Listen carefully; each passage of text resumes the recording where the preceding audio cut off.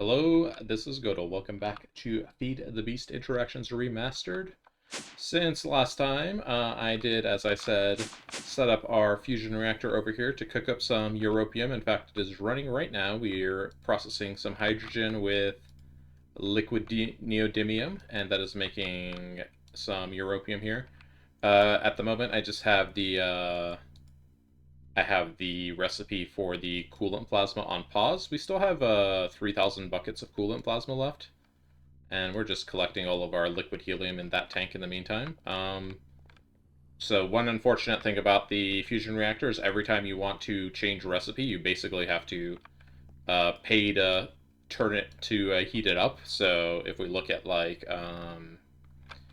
europium, we look at the europium recipe and it says it needs 150 MEU to start, and basically I believe it consumes that when it starts, right?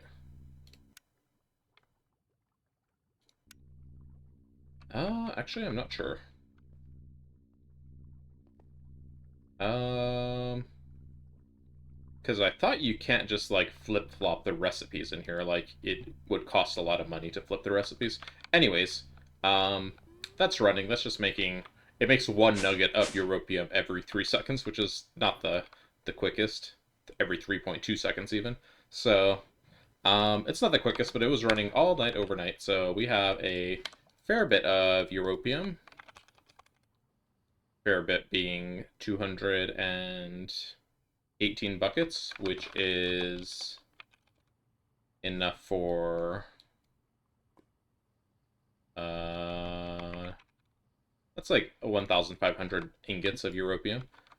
So in preparation to make stuff with europium, I made up all of our ZPM components. I went ahead and I got the research for them. All of the ZPM components, you need to put a data stick in with the previous tier of a component. So I made the motor, pump, conveyor module, piston, and robot arm. So that's what these data sticks are. You can see the ZPM of all of those. I'm going to go ahead and cook them up because we are now ready to go. I do have this data hatch pretty full though, so one thing I'm definitely going to want to do very soon is do our data bank. Okay, this should be all my ZPM things. Just double checking that I only have LUV things in my inventory. All right, I'm just going to stick my data sticks over there for now. And you're looking over here also, you might notice that the assembly line looks a little different. That is because I picked up the entire assembly line and then I rebuilt it facing the other way. So now the controller is on this end of the assembly line. What that means logistically is that these are all inputs here. And we just input into this buffer here. The buffer sucks the fluid into that quadruple input tank. And then it sends the items outputs there. Just down the line, this is just a ultimate item pipe which supports 8 stacks per second, which should be more than enough for pretty much any recipe. And there's a IV conveyor belt on this buffer. And then here on our output bus, it just feeds directly into the what's it called, into our interface back into our system. So this is just a kind of an easier way if slash when we build more assembly lines to kind of scale them up more easily, because the what did I have before, the integrated tunnels, they were nice, but like they required a little bit of setup, and I was like, I would like something I can just slap down and throw on some pipes and be done with it. So I changed that over when I changed the orientation. So let's go ahead and make some ZPM components. So I'm just going to go ahead and request all of them. Oh yeah, europium wires. I thought I had automated that. Europium. I automated all the other components except like the main thing we needed the fusion reactor for. Good job, me. Wire C3, here it is. Okay. What else before I start that? Oh yeah, our ore backlog is finally cleaned up, so we have no more ores, crushed ores, clusters in our main storage, etc. All empty. So that's nice to see. And yeah, we don't have our machines running. And as a result, we've actually been able to fill up our substation. Our power substation's completely full with power right now, so that's pretty great. our generators are still running. These kind of generators, they actually run when power is needed. So you can see here they're like swapping between working and suspended. That's because they need to wait for there to actually be energy, room for energy in the output of the dynamo. So yeah, you can see here, here's the actual progress bar. This is supposed to be 5 seconds for the whole progress bar, but you can see how it is throttled. It's self-throttling, which is nice. Um, so these are just self-throttling themselves. They're only taking power as they need to fill the substation when the substation doesn't have enough capacity. So let's see. Oh, and I also worked on astral sorcery a little bit. I went and I got all of the constellations observed, and especially if you're familiar with astral sorcery, you're probably familiar with how annoying holorogium is to see. Let's see, do we see it tonight? We do not see it tonight. But Holorogium is the hourglass-shaped constellation, and it's only visible every 36 nights, which is really annoying. But I was just coming up here and looking every time it was nighttime. I made the observatory also, so I could see the dim constellation. Getting the dim constellation allowed me to actually finish our perk tree finally, so I was able to go over here and get our Gelu perk. So that increased the perk effectiveness by all of our perks by like 150% because it's 3% per perk point spent. We have 48 perk points with the singularity bonus, and yeah, so we're getting a big bonus, like we're having a big armor bonus even without wearing armor. We get a big elemental. We get a big dodge chance bonus. What else is pretty significant here? A little bit more reach. Max life, we also get a ton of max life. Like you can see our health bar down there. We were at yellow hearts, which is the third color. Now we're at the start of blue hearts, which is the fifth color of hearts. So definitely got a lot of health. And if we wanted to, we could put the heart bauble on, but I'm not going to use the heart bauble because the Vistone keeps our Boots of the Traveler charged, and I don't want to muck around with keeping that charged. And then Europium we talked about. I set up another solidifier over here as well, down here, with an ingot mold. So anything that we have liquid and we want to turn into ingots, now we can do that. We have the machine for that. So yeah, let's go ahead and cook up them ZPM components. So I'm just going to request one of each. Wait, what am I requesting here? I got the motor, okay. Let's do the pump. Let's do the... I just did the pump. Let's do the piston. Let's do the conveyor belt.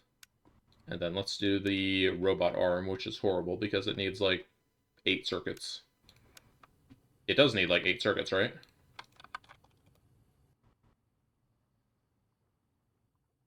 Oh, no, sorry. It needs 7 circuits. But one of them's a ZPM, 2 of them's LUV, and 4 of them are IV.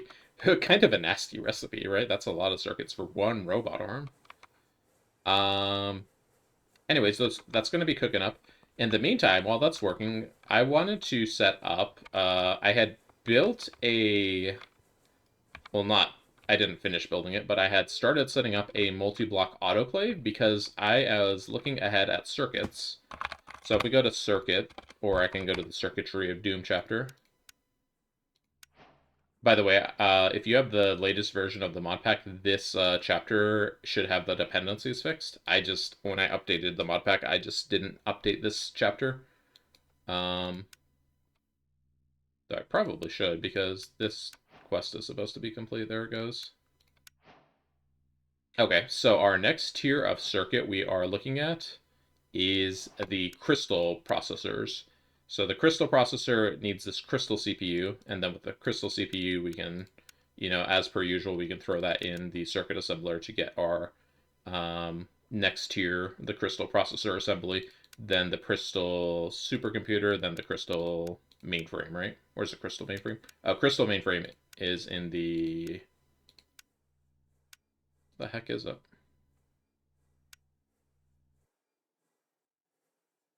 Crystal mainframe? Here we go. It's in the assembly line. There it is. So it needs something called research, which is a little bit more complex of just scanning items in a scanner. So we're going to have to figure that out. I haven't actually done research before.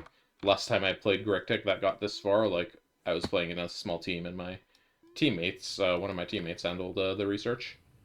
So yeah, is our assembly line running? Looks like our assembly line is currently running, actually. What you cooking up? I don't know, we can't see. But anyways, that is currently cooking up. Maybe we can see if we look in the output hatch. Oh, ZPM motor I saw. Okay. And that must not be the one that we explicitly ordered. It must be one of the ones that's using to craft one of the other things. Though I will borrow it for a second. Alright, stick it back in there.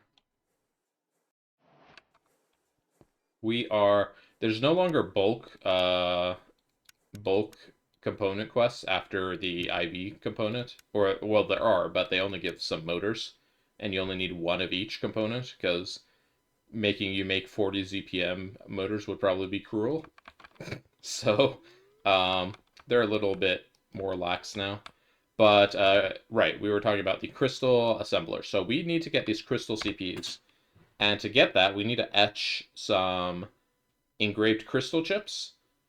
So this part is not bad. In fact, I think we already have engraved crystal chip. Oh no, I guess we don't have that automated. And go ahead and automate that really quick. Let's get this into our laser green, right? It's green, right? This is lime. Oh, lime. Wait, where's our laser lime hatch?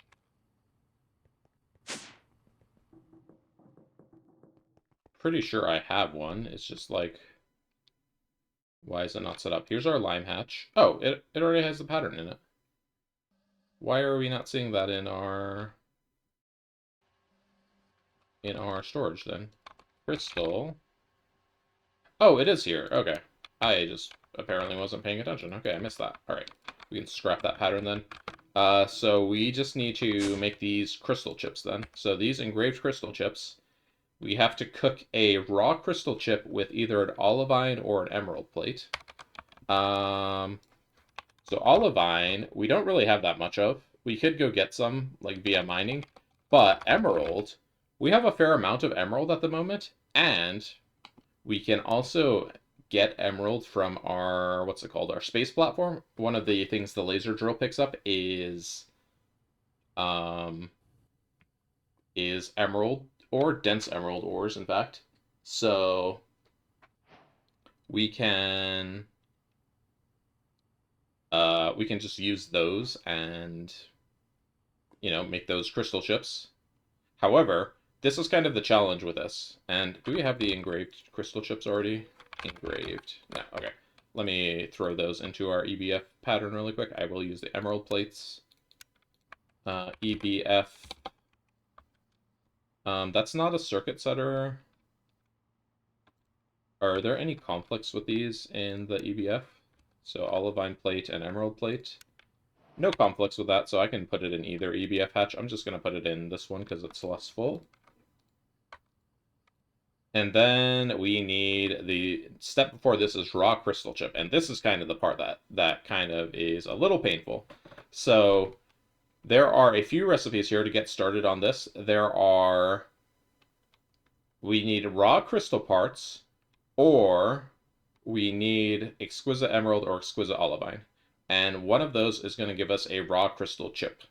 However, it's only going to give us a raw crystal chip at a percentage rate for the ones that come from the gems, and then the ones that come from raw crystal parts. If I use liquid europium, which we kind of discussed earlier, is it's a little pricey. Maybe one nugget of liquid europium for one crystal chip is not the worst thing.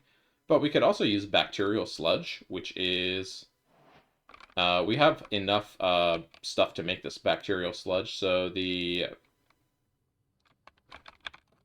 to go ahead and change my search filter here. Raw crystal chip, the bacterial sludge we can make with bacteria and biomass, or bacteria and sterilized growth medium, but that also gives stem cells, so we don't want that. We will want stem cells eventually, but not as the primary source of bacterial sludge.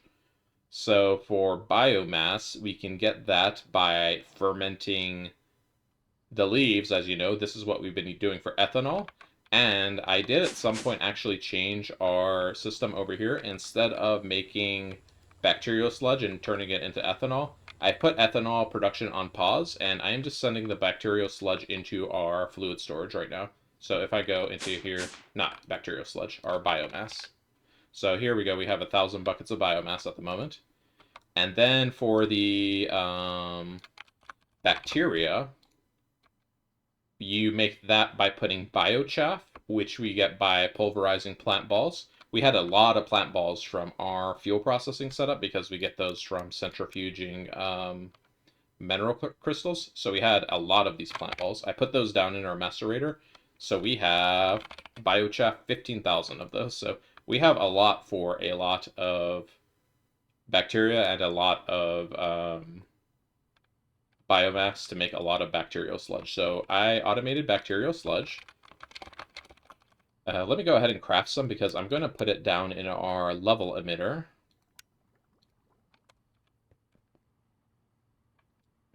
Actually tell that to output into... Oh, this needs to be a dual interface here because it's making a fluid. That's my bad. Dual interface. Pop that on there and then put the recipe back in there. All right, so now it should make the bacterial sludge. All right, there we go.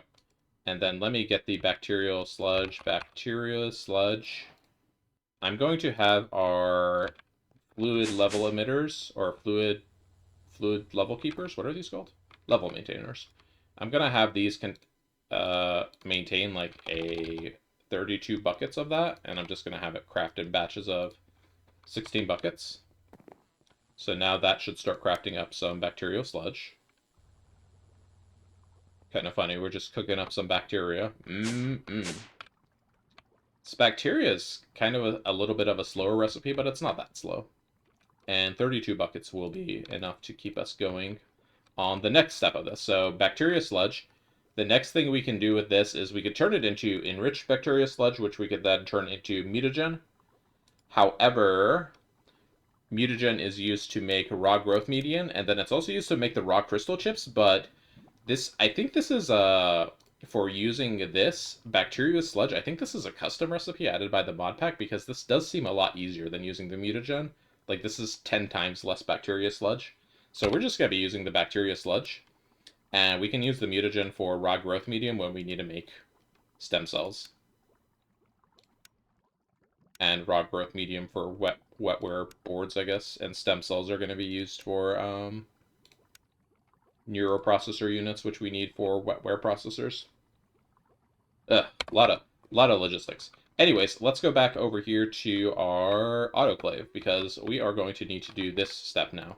So we're going to be doing this with the bacterial sludge, and we are going to need...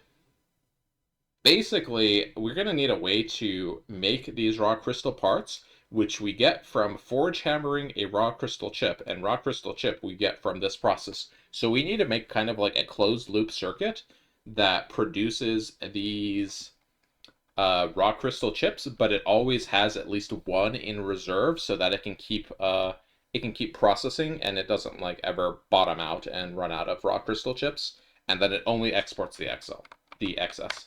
So we're going to make kind of a process like that. I'm going to make an output bus here. Autoclave really quick, hang on. Autoclave, does the autoclave have any fluid output recipes? Because I haven't actually seen any that I recall. There's a lot of fluid inputs, but are there any fluid outputs? No, okay, so the autoclave never makes fluids. Okay, so we are just going to have a output bus, and I'm going to use a regular output bus here because I want to kind of look at... Oh, not an ME output bus, shoot. Let me make a EV input bus, and then I will use a screwdriver to change it into a... I don't actually need that to craft right now. Okay, too late. I will use that to craft this into a... Oh, don't make another one of these, jeez. Cancel. Here we go. Get our EV output bus. So this is going to go here, and I'm going to have this go into, like, a chest of some kind. I'm going to use a GregTech crate. And what I want to do is I want to basically hold the crystal chip in here. I want it to not kick out any more than the crystal chips that we are currently using to the overcrafted ones, basically, because we're going to use one crystal chip. Go back here. We're going to use one crystal chip in a forge hammer.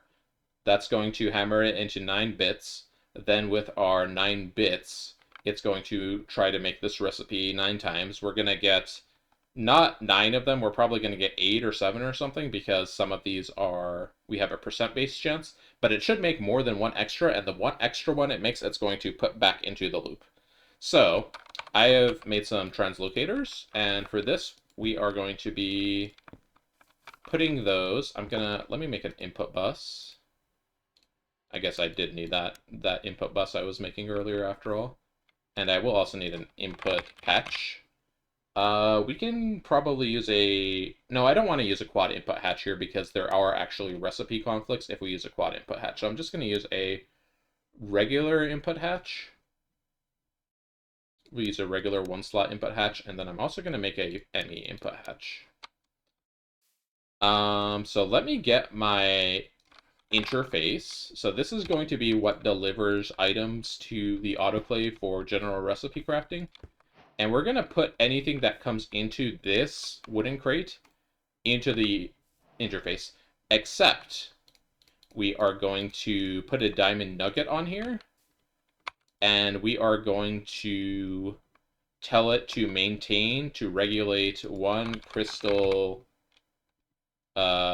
raw crystal chip. Oh, we can't actually drag that over there. I guess I'll have to get one, and then I can put it in there. But what that's going to do is when this output bus pops out a ton of crystal chips, it's going to kick out all of them except one. So it's always going to leave one in this inventory. So no matter what, it will not ever take the last chip out of this inventory. Except instead of chest, obviously, we're going to put the crystal chips in here. I'm also going to get some glowstone.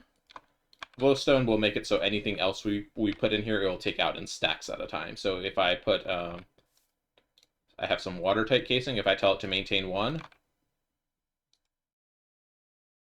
Okay, well, I guess it did the watertight casings 1 at a time because it had to maintain 1. But if I give it a stack of something like cobble, and then put that in there, it threw the whole stack at the same time. So that will make it take 1 at a time on the crystal chips, and then the others it will, kind of be a little bit more conservative with. Okay, so that is for returning our output. Now for processing our input, we are going to want, we're going to need another input bus here, but this can be a tiny input bus. Let's do an input bus. We can do like a ULV input bus right here. And we're going to want a forge hammer to break these crystal chips down. Let me just make an IV forge hammer. Forge hammer.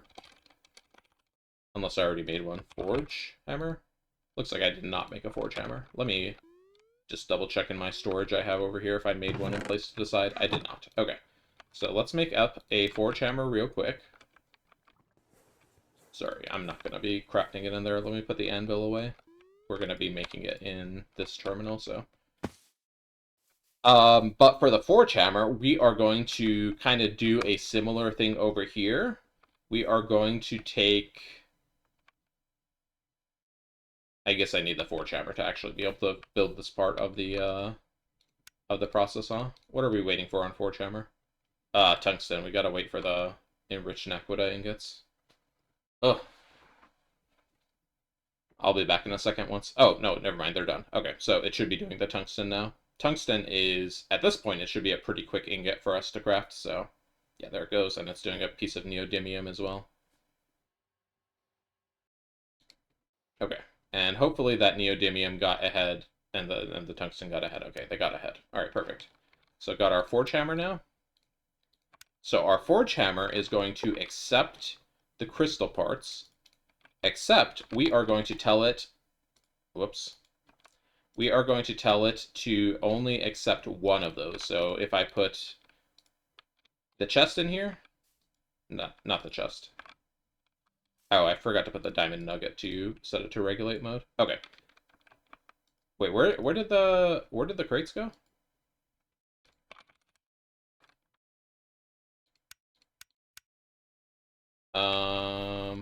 Oh, the crates are in this interface. Okay. I got confused for a second.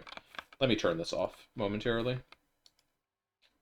So if we put the crates in here, it's only going to put up to one crate at a time in here, which is what we want. However, we also want to be able to turn this on and off with redstone, because what we're going to be doing is we're going to basically only have the forge hammer take crystal chips when we send a signal with a level emitter. So let's get a level emitter. And I'm going to need a crafting card as well to go with that. Level emitter is going to point here at this. And why did the diamond come off of that? Probably because I shift-clicked it. So the level emitter is going to activate this translocator here, and to make it redstone sensitive, we can take a piece of redstone and apply it to that. So now when this receives a redstone signal, it's going to flip from whatever the default state is. So right now the default state is on, so it has to be, the default state is off, so it has to get a redstone signal to turn on.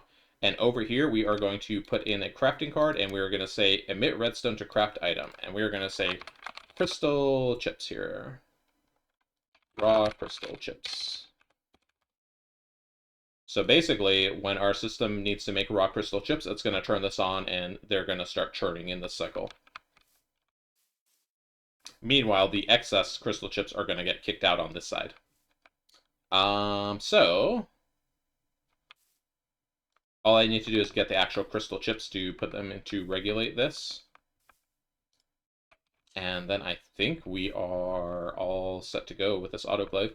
What did this need to be? This needed to be an input bus here, because we are still going to use this for crafting. We're going to need to get our... we're going to need a input hatch, both an explicit input hatch and then a ME fluid input hatch. I'm going to put the ME fluid input hatch here. And then the explicit input hatch, I'm going to put it here, I guess. And then I'm not actually going to put fluids into it, but I will get a phantom face, a liquid phantom face. I wonder if it needs to craft anything for that, or if we have all of the materials made. What are you making? I guess we had all the stuff for that. Get our liquid phantom face. I'm going to stick it next to this interface, and this is going to connect to that input hatch, just so we don't have to run pipes or anything. Okay, so this is now ready to receive all of our, what's it called? All of our autoclave recipes that we have, and we can rename it to autoclave multiblock. I don't remember what all we had in our autoclave. We have like Lapitron crystals is one. Aquamarines, raw carbon fibers, energium crystal, rich slag, yeah. Just those things. So we'll be able to throw those recipes over here once we're done. But let's finish setting up the rest of this. So for the channels, let me see. How's our channel situation over here? I could just run some channels up from this side over here, and I'm thinking to do that. Let's see. Yeah, I think I'll go ahead and do that. So we have the line coming in over here. It has 19 channels, so we have plenty of channels left. Okay, so let me get some dense cables.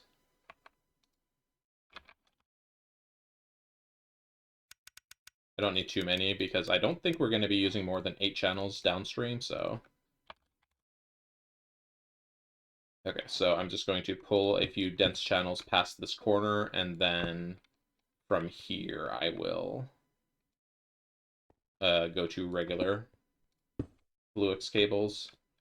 Just going to run those back right here. I want it coming up here to hook into this interface and input hatch. So let me just go ahead and run them along here. Looks good. And then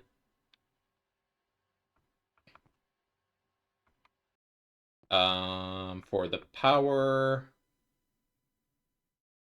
let's see. For power delivery, I'm going to probably want the input, the energy hatches here so that it can grab energy for the forge hammer.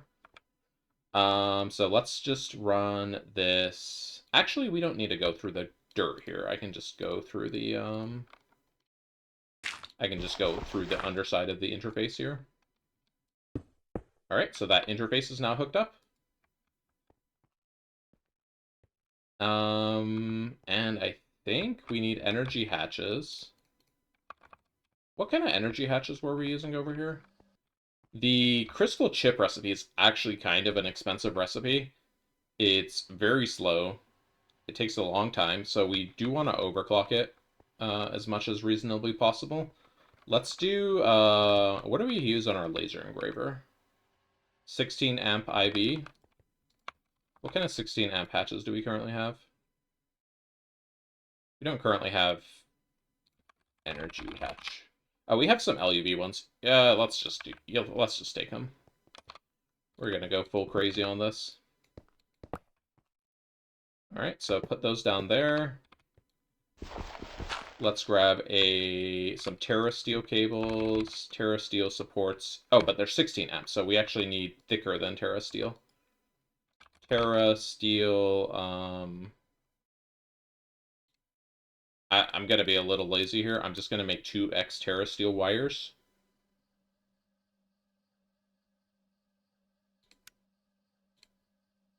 Which I guess per normal we need to wait for our enriched Naquita ingots to get out of the way so the TerraSteel can craft up. So I'll give that a second. Oh, there they go. They are crafting now. A little confused why this is taking so long, actually. I paused the footage and I was just sitting here watching it. Oh, there it goes. Okay. Not sure what took so long. Maybe the TerraSteel got in front of it in cooking, so it had to wait for all the TerraSteel to cook, and now the TerraSteel is cooling. I think that might be what happened. Okay, so we need like 3 of these. So 1, 2, 3. These are 16 amp. No, these are 32 amp. They're 1 loss of EU per block, but like 1 loss of EU is basically nothing. So I am not worried. It's basically nothing at the LUV tier. All right, so that is all set. Let me get a point. Flux point. Hook it up here. We are going to call this autoclave. We're going to hook it up. We are going to increase its limit. Okay. And then I think we're all set on the autoclave. All we need to do is make the controller and put the rest of the watertight casings over here. So watertight casings. Let's just pop those all around. And now we just need the controller. So for the controller, I'm going to grab our autoclave from over here. And then I guess we need to remake a couple things. I had the items made before, but yeah, we must have used them for something somewhere.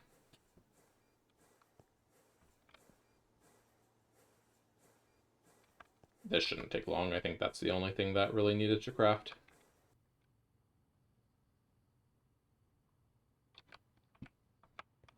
Let me guess, something stuck behind the EBF. I can't wait to upgrade these EBFs to higher tier coils. Speaking of, did all of our ZPM things finish? I didn't actually check. ZPM. Oh yeah, there they are. Let me go ahead and grab all of them. Finish all of those tasks. And then we can get a free 8 ZPM motors. And then a worthless 100 EXP. Yay. We could also do the ZPM bulk circuit quest now, but frankly, I don't feel like there's a reason to do it because RAM and then the yellow SMD chips are like not really a worthwhile reward at the moment. All right. What is our autoclave doing? What is the delay here? Graphene wires. Where does graphene hook up? Mixer? What's going on in our mixer?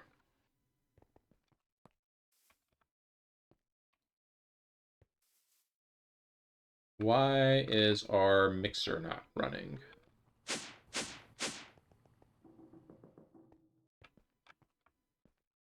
So our mixer is here.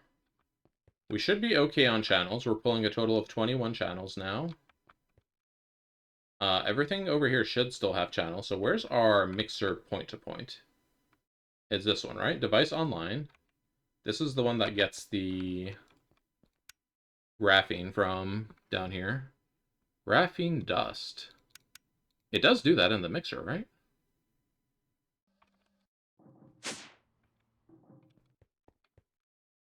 Mixer, I believe, is one of these. All right, where's graphene dust? Hello? Yeah, I mean, it's in here. 6259. Check my mixer here. 6259. Oh, wait a second. This is a P2P tunnel. How did that happen? I must have... Oh, you know what? I must have accidentally right-clicked that with a cable on accident. Okay, well, let me... Can I set it? No, I can't set it back to an interface with that. I need an actual interface. Let me set it back to an interface. There it goes. Okay. Don't know how that happened, but sure. Alright, autoclave. I think I left the controller in my grid over here. Okay, there we go. Alright, large autoclave complete. And pop it in, structure formed. Oh, and we also need our parallel hatches. Ooh, the parallel hatches. I don't have our LUV stuff over in our assembly line. Let me move those back really quick. I think it was there, data bank and fusion reactor down here. So this is our LUV stuff in the top. So there's our ZPM stuff on the second row. Throw these back in here for now. And then let's get a parallel hatch going. Could also use the 4x parallel hatch, but we definitely want the 16x parallel hatch. Okay. So we have our ME fluid input hatch. So for now, I'm going to get some europium because we need our starting chip. So there's some liquid europium, and then I'm going to get some exquisite emeralds. And we're just going to throw these in the input bus. Why are those in there? Oh, I need to make sure this input bus is not facing at that interface because items are physically going to be going into that interface and I don't want it to suck them back into the input bus. Okay, so let's put our emerald in there. And there it goes. Wow, that is running really slowly for one item. 20 seconds still to process that? Jeepers. That is slow. Okay, so let's see if it runs. All of our outputs here should be disabled. There we go. Hey, we rolled the, we got the lucky, let's see. Well, it's HV plus 20% per tier, so that would be EV, IV, LUV, ZPM. So that would have been 80%. So yeah, we got 90% roll on that. Not too unusual. All right, so our raw crystal chip. Let me take away our chips over there. Let me take away the liquid europium, and we are going to put our bacteria sludge over here. And I'm going to have it maintain... I think it only needs to maintain 4 buckets because that's enough for 16 recipes, and that's... whoops, at some point I hit my pause recording button and didn't realize. Okay, so we ended up getting our first chip out of our loop there. And we now have bacterial sludge stocking in here. Bacterial sludges is going to be upkeeped by our 82 level maintainer. So whenever we want a raw crystal chip, this level emitter is going to turn on, and it's going to suck it into the forge hammer, which is going to push it into the input bus, and that's going to start making the raw crystal chips. Then this over here is set to always leave 1 crystal chip in this machine. And this on this side is set to put up to 1 crystal chip in this machine. So it might take 1, it might take 2. And as soon as it is happy with the number of raw crystal chips it has, it's going to turn off this translocator because this translocator is controlled by redstone. And then it's going to finish crafting whatever's in the buffer there. But that will be it, and we will get our raw crystal chips back, and we'll be able to use them for crafting. So now I can go ahead and I already went ahead and crafted an engraved crystal chip because, like I said, I don't know when I paused the recording.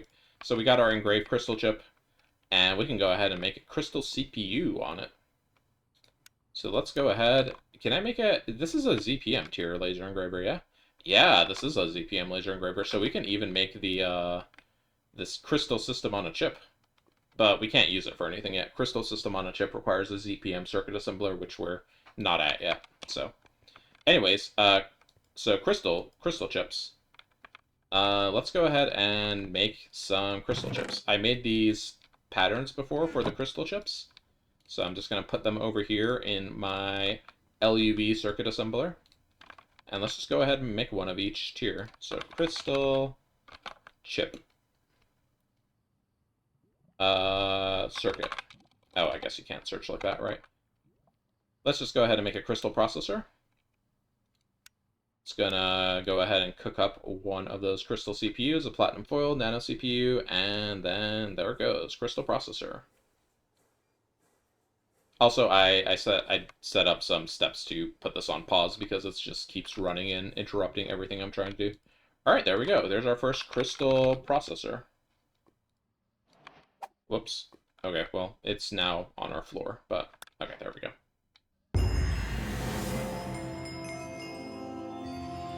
Yeah, let's go. Crystal processor. And then I believe we have a quest for that, right? In our Circuitry of Doom. Yep, there we go. Get 4 more crystal processors for free. Let's go ahead and make the next step. The crystal processor assembly.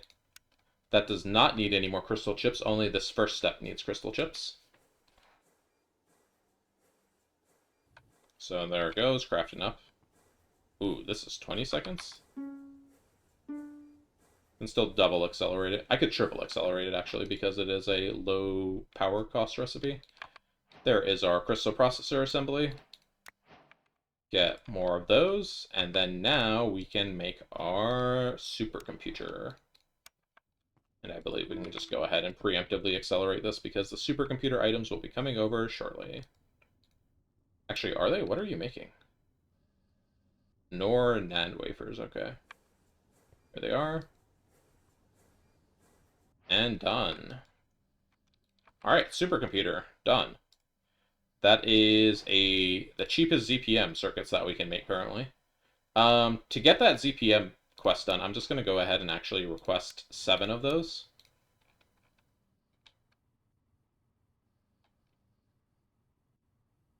I might also want a level maintainer set up for not engraved crystal chips, raw crystal chips, just so it doesn't, like, we're not needing those at runtime.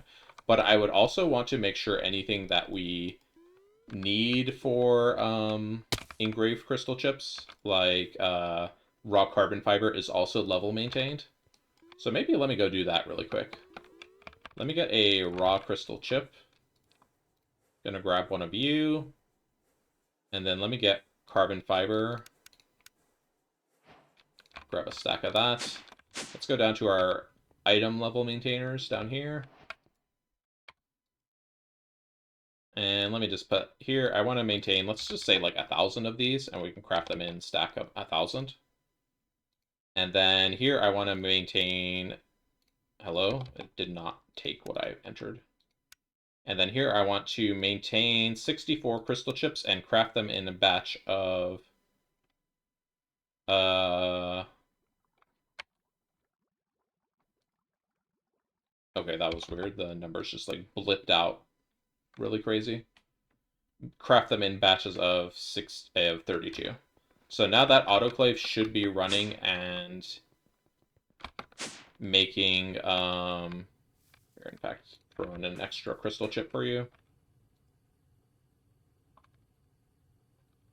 Let me give it, like, here you go, complimentary crystal chips to start your chip making journey. Also, it will allow the autoclave to do more parallels. It can do 16 times instead of just the 9 times. Okay, so it's got some crystal chips in there to run for a while. But yeah, it will maintain those whenever we need that, and it will make the autoclave semi-passive. However, if we need the autoclave after we do a bunch of crystal chips, then it might get jammed behind the crystal chips. If that happens, I can go steal the crystal chips out of the input bus over there. It's not the end of the world. Why do we have crystal system on a chip? How did we get these?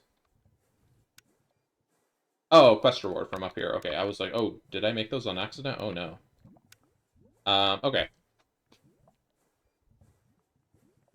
Let me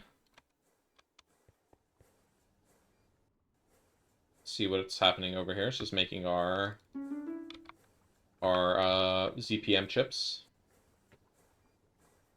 The next thing I want to do with circuitry, by the way, is I want to make the circuit assembler, the multi-block one, but the multi-block circuit assembler needs UV chips, so we need to make the crystal processor mainframe before we can do that. We can make all the rest of the stuff, and I have that circuit assembler. That circuit assembler is sitting, right over there. But in order to make those mainframes, we're going to need to set up the research station, and then we're going to need to throw it in the assembly line. I don't know how to do research, so that's going to be something I figure out. Maybe I'll figure it out on camera. But for now, I wanted to go ahead and do our data bank for our assembly line. So data bank is going to be something we can use to get multiple data to our assembly lines, and they need to plug in here to this slot of the data of the assembly line. So I was originally had made this space for our data bank, but I don't want to run a whole bunch of wires back here to plug it in here. So I'm just going to have our data bank over here on second thought. And let me clear up some woods over here because I will be having more assembly lines here. Just clear up a little bit of the forest. Alright, clear up this random piece of oil sands. Alright, we can bank those. Bank all these random things we don't currently need in our inventory, really. This goes in my tool bag. Tool bag. Tool belt. Tool belt. And tool belt. Though for this, I'm probably going to swap it with my wire cutter because I think I'm going to need that momentarily. And tool bag for this. Tool bag for that. Okay, so our next assembly line is just going to be kind of here. But our data bank, I want it to be like here-ish. So let me go get the components of the data bank. I already crafted them earlier. So the data bank is ready to go. Why is this in here? Oh, this is in here because to make the ZPM voltage coil, we need a ZPM assembler. And you cannot, on this machine, you cannot give it multiple energy input hatches. So you cannot overclock these to the next tier using multiple input hatches. So we need to actually make a ZPM assembler, old-fashioned way. But anyways, let's go ahead and make our data bank. So data bank is, I believe it goes in the middle, like this. Okay, and that's not the correct block there. So it goes in the middle. Oh, we got our circuits as well. Let me grab those. Supercomputer to finish our bulk circuits chapter, for what it's worth, I guess. Okay, so the data bank, the sides all need to be computer vents. So this is all computer vent on the side. The middle is solid computer casings. And then the front is high power casings or energy hatches. So let's go ahead and put those in here. And I will probably want our input hatches. I don't know, I can put our input hatches like here on the front. I don't know how much energy this thing needs. Let's put our heat vents on the side, because those are a guaranteed thing that we need. Whoops. All right, there's our heat vents. We know computer casings have to go in the middle. And then what goes on the bottom?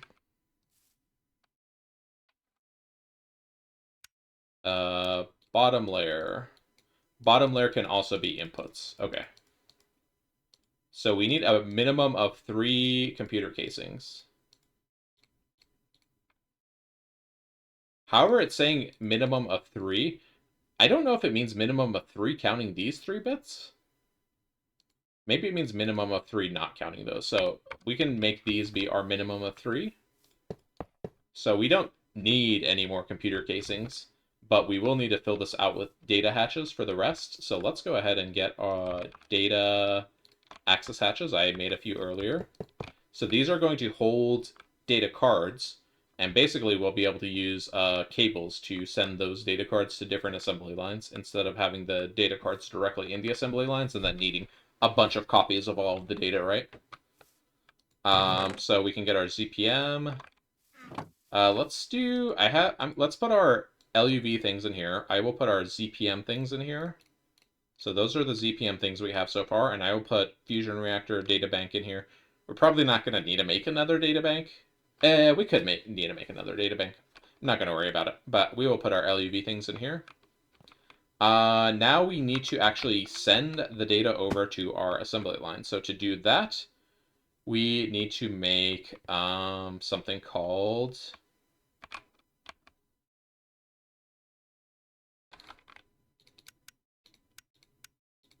What are they called? I don't actually know. Assembly line. First of all, the data hatch is going to be called the one that can receive data. Optical data reception hatch. So we'll need to make those.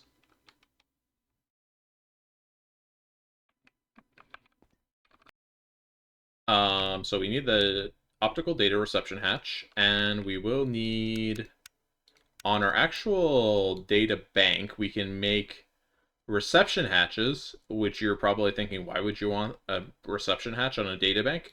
Well, if you hook a data bank up to another data bank, you actually combine their data. So if you had a bunch of cards that you wanted to have your assembly line to have access to, or you had a bunch of assembly lines and you wanted to distribute like daisy chain your data banks down and let them each get a signal from that, that's what you would be your use case for putting data banks together. But we're probably not going to be building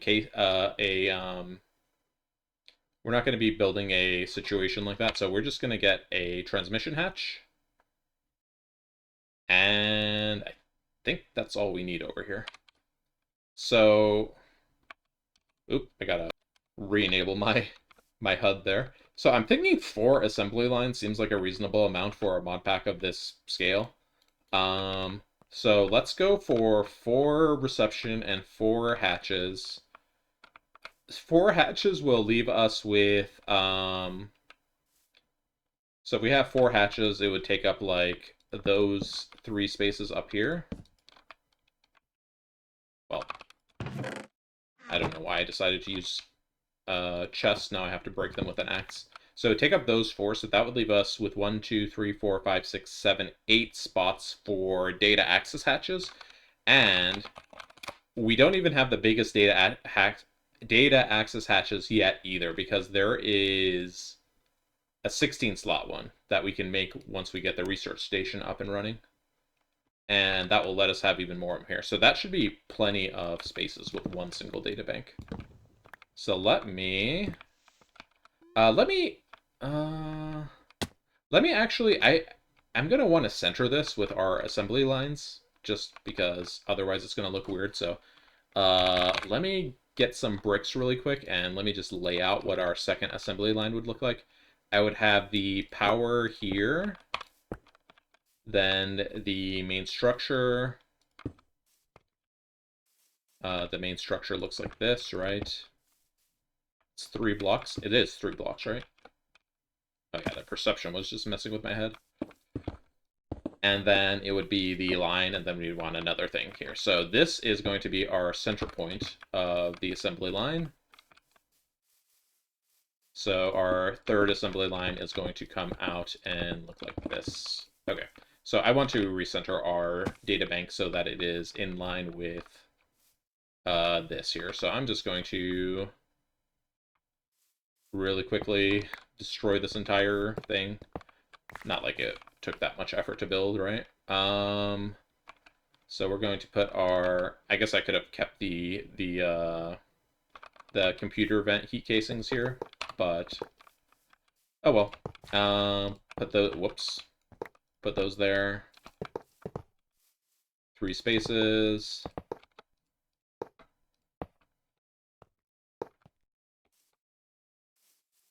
And then put our high power casings. I'm gonna leave the bottom ones for our energy inputs.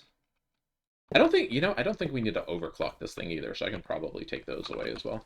All right, those are going to be our 3 guaranteed ones. Those 3 need to be in the middle there. And then let me put my data access hatches back. Let me get my data bank and my fusion reactor out of there. And then these are all ZPM. And then those will be for LUV. Okay, cool. So now that's going to be centered. I can have a data cable running out over here. Normally you have to paint them different colors, but if they are separated this far away and we don't have that many, I can just run them separately without touching them. So I'll probably be doing that. Go ahead and break these blocks. Okay, let's go and make those data hatches that we need now. So we need optical reception hatch. Let's make it, what is the, oh, there's only one recipe, okay. We can use our new crystal processors for this, nice. And what tier assembler? LUV? Okay, so this needs to be in our assembler multi-block. So that is for the reception hatch. What is the transmission hatch? Oh, it's the same thing, but with an emitter, nice. That is not the kind of chip I want. Crystal chip. Processor. LUV. That still works, right? That's the correct kind? Yeah, okay. Encode that. Assembler P2P. Oh, wait a second. Do I already have this in here? Optical. Reception hatch, reception hatch. Yeah, I have 2 of these on accident. Though I guess one of them uses a quantum supercomputer and one of them is using the crystal processor. So I will take that one out. Scrap that one. And then this one, assembler multi-block P2P. I don't know why I decided to scroll through those. So we got our transmission hatch. And then we're going to need optical wires. Optical wires, I think we can already craft them. They are not too much to process, though.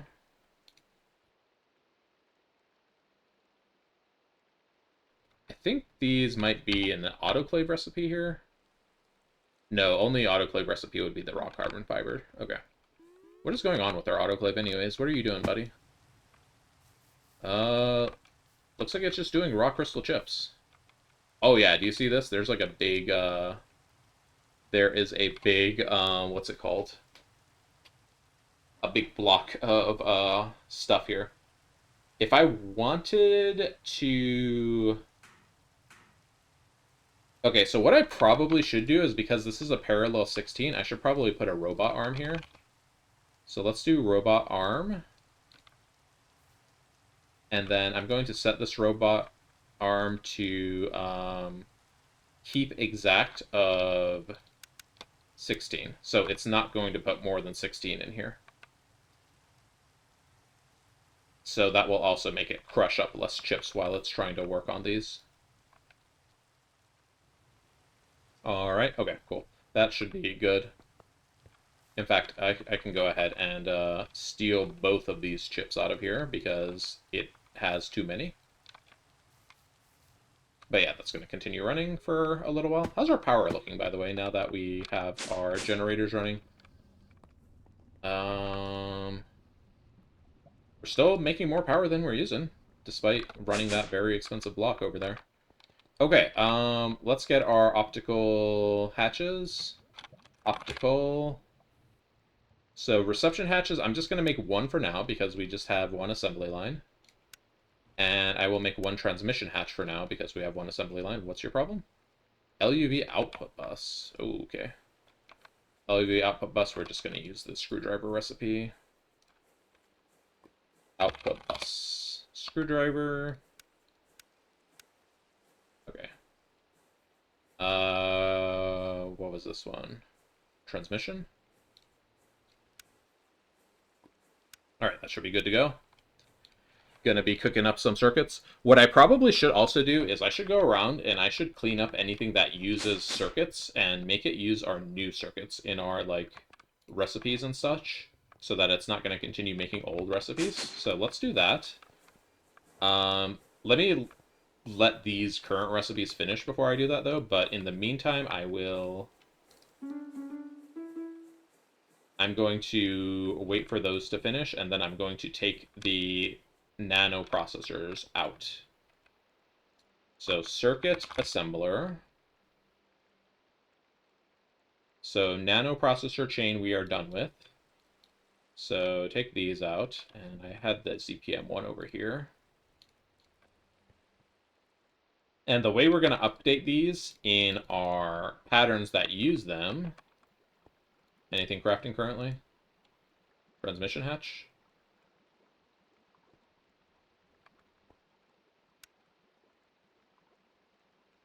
Uh-oh. What happened here? Did our assembler hit a collision? No, it doesn't appear to have. Why is this not going?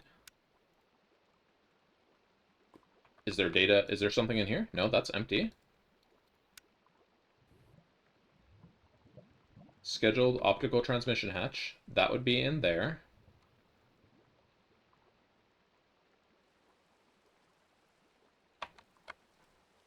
Optical transmission hatch. What? Why are you not crafting?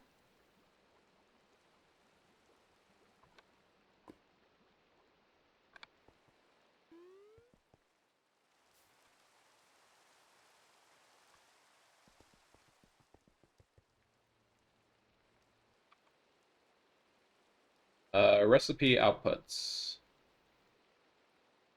Optical. Let me search for transmission instead. Optical transmission hatch is in multi-block P2P. Did I like mess up another thing here? So let's see. What are you tied to? You are tied to AA41.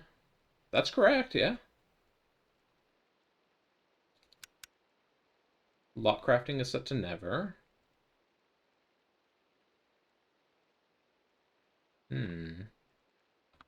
AA41 is our...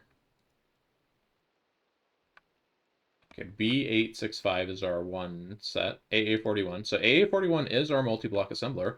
Why are you not pushing into the output over here? You are AA41 over here, right? AA41, 5 inputs, yeah.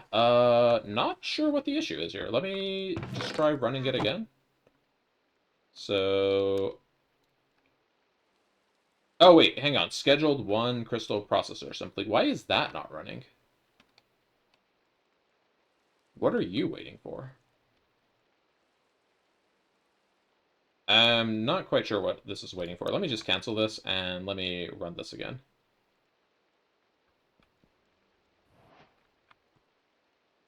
Transmission hatch. It might have had to deal with me pulling out those,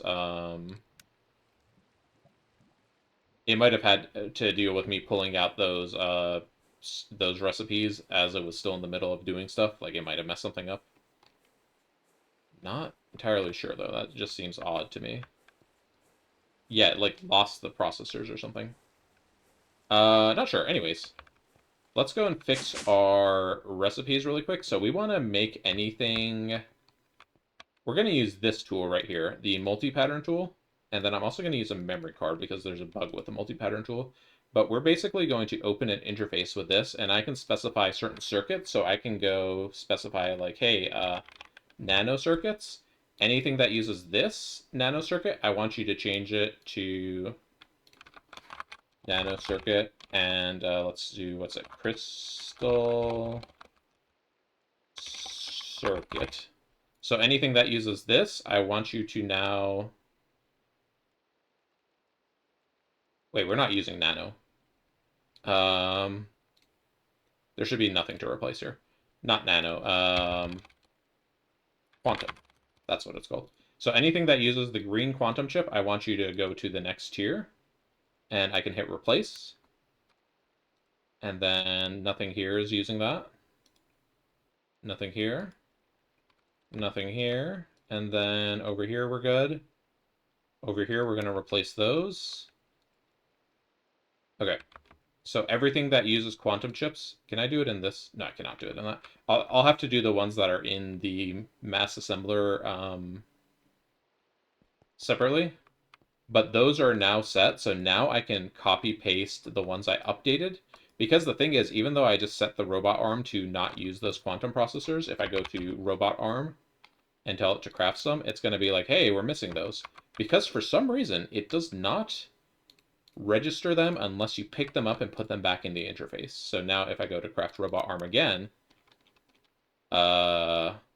it's missing quantum supercomputers, which is fine because we didn't update those yet, right? But so let me go through and update all the things, and then I'll show a different way we can update those. So next is quantum supercomputer. We're going to replace it with the quantum processor where applicable. So here we're going to replace that recipe. Going to replace those recipes. So these two. And then finally we are going to replace quantum mainframe with the crystal supercomputer. Okay, none over here. Replace those. All right, cool. And now in order to apply the settings without having to pick up and drop all of the circuits, I'm just going to copy the interface setting and then paste it back onto itself. So that kind of picked up all the cards and put them back. So now if I went to craft, what was using something before? The LUV diesel generator, right? LUV diesel generator. If I go to craft one of those, it should be using quantum chip or crystal chips. Yeah, see, it's using crystal chips and it's not using the quantum chips anymore. Okay, so that is set. I think here, let me clear my memory card. Copy and paste on itself. Clear. Copy, paste, clear. Whoops. We lost a pattern out of here for some reason. Maybe we had a duplicate? Possibly we had a duplicate, like we had two of the same pattern in there. All right, so copy, paste, clear, copy, paste, clear, copy, paste, clear. There we go. So all of those should now be updated with the changes we did with the pattern multi-tool. So the only things we're going to see now are anything that has like quantum, and it is a crafting recipe. So like this recipe, for instance, quantum processor assembly, if we want to set that to use the crystal ones, we just need to clear that and, you know, set this back in here, but maybe take out the quantum chips from our storage temporarily. Okay, we don't have any quantum chips left in storage. So now craft that one. There we go. So that one's updated. Then this one, electrolytic cell. Go ahead and update that one with crystal, etc. So I'm not going to do all those on camera, but you get the gist. Because I think, like, these do not... I have them set to use OR dictionary substitutions, but I don't think it actually works, right? Parallel. Oh, it doesn't know how to make it because I have the pattern card in the... I had the pattern card in the slot over here. Okay. Yeah, see, it doesn't know how to substitute the circuits. So I'm gonna do that off camera, and that's gonna be it for this episode, I think. With this, oh, I didn't finish setting up the data hash. Okay, it's not gonna be it for this episode, but I do need to pause for a minute, and I'll be back and finish up the data bank momentarily. Okay, I'm back. Let's finish up our thingamabob over here. Okay, so first off, we are going to take our data hatch, and we're gonna toss it over here. And I wanted to put my LUV things in that data hatch for now. And then let's put our optical reception hatch. I'm going to have the data come out. Let's see, the transmission hatch is going to go here. And then let's just have it swing over to here. We need our reception hatch here. I think I'd like it to come in from the top. So let's just have our cable come in. Just have our cable come in straight this way. And then we can have this come in this way. Hook up right there. I think we had it. Whoops. I think we need a wire cutter to connect these. How do you connect these? There we go. Okay. Optical wire. So this should now have the data from all of these. Well, once we finish this multi-block anyways. I don't want to necessarily make more data access hatches right now. So for now, I'm just going to make computer casings. How many do we need? We need 5, 7 of those. Okay, so computer casings. Not like we won't need more anyways, regardless, but... And I did finish updating all of our patterns in our storage over here. They are all now set to what's it called? They're all now set to use crystal. I also went back and cleaned up some patterns from previous crafts that were still set to use the older tiers of circuits. I should probably go downstairs and look at my assembler point-to-point interfaces and check if those are good as well. But yeah, should now be just having all of those set with the crystal processors. Crafting 2, schedule 2. Crystal processors do be a little slow, so I am excited to get our assembly line multi-block, and that's going to allow us to parallelize a ton of these at once. So, pretty excited for that.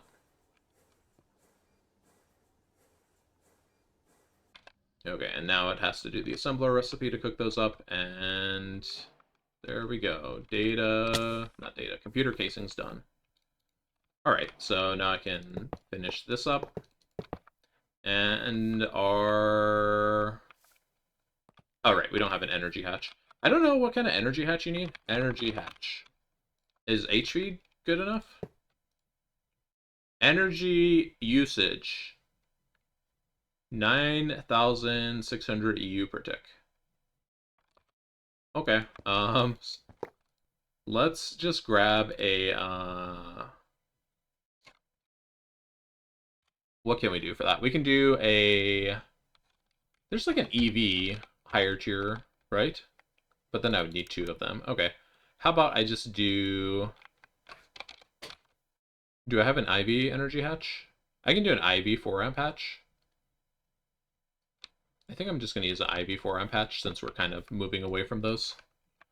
So let's get a flux point. Let's craft one of those really quick. Alright, we're going to call this data bank. And turn it on. And we should have data now. Ooh, computery noises. So now if I go over here and we look inside this hatch... oh, maybe we can't look inside the hatch. Okay, this noise is actually kind of annoying. Let me see. Greg Tech. Which noise might it be? Computation? Yeah, it's this one. Okay, let me put that down. Next time I load into the map, or... Yeah, next time I load into the map, it will be much quieter. Or I could just, like, break the multi-block for a second. There we go, that's better. At that volume, I can survive. Okay, so now we should be able to do both any recipe that's over here. So let's try with a actually, one thing I need for our next upgrades is I need ZPM energy hatches. Actually, I don't need ZPM energy hatches, but let me go ahead and see. We need a ZPM assembler. So let me make a not that kind. Assembling ZPM. So we need one of these guys. I'll do it in my wireless terminal. We have everything to make it, so it just needs to make a robot arm and a conveyor belt. So let's see if it can do it. Also, how did our autoclave turn out over here? No longer running, which is good. Alright, cool. How's our crystal? Raw crystal. Yeah, we ended up with a bunch of raw crystal chips. That's basically what I hoped, is like it's just going to run in batches and create some for us, and hopefully we're not needing it to make them on demand. Because if it does need to make them on demand, we're going to need a lot of raw crystal chips. But it's one raw crystal chip per 2 IV circuits, so that doesn't seem like that much. Okay. Let's see. I see that it says ZPM conveyor module is crafting. It is indeed crafting, and we do not have the ZPM conveyor conveyor module data chip over here. We have it over here. Right there, right? So yeah, data bank is working as expected. And now when I want more, assembly lines, I just need to slap down another one, hook up the data line to it, and then we have all the data shared between all our assembly lines. I might do that between episodes, make some more assembly lines. I guess let me make some goals to do between next episode. Let me go write them down. Let's do ZPM energy hatch. Let's do next tier of coils, so heating coils, EBF, etc. And then we will do... I will add a new assembly line, so... plus assembly lines. Alright, that's what I'm going to work on between episodes. If you are enjoying the series, please leave a like, comment, subscribe. Let us see the fruits of our labor with our first ZPM machine. Here we go. There it is, ZPM assembling machine. I'm going to toss it over here to be connected to... let me do this, actually. Let me cut this wire. Move this flux point here. Terrasteel cable is good there.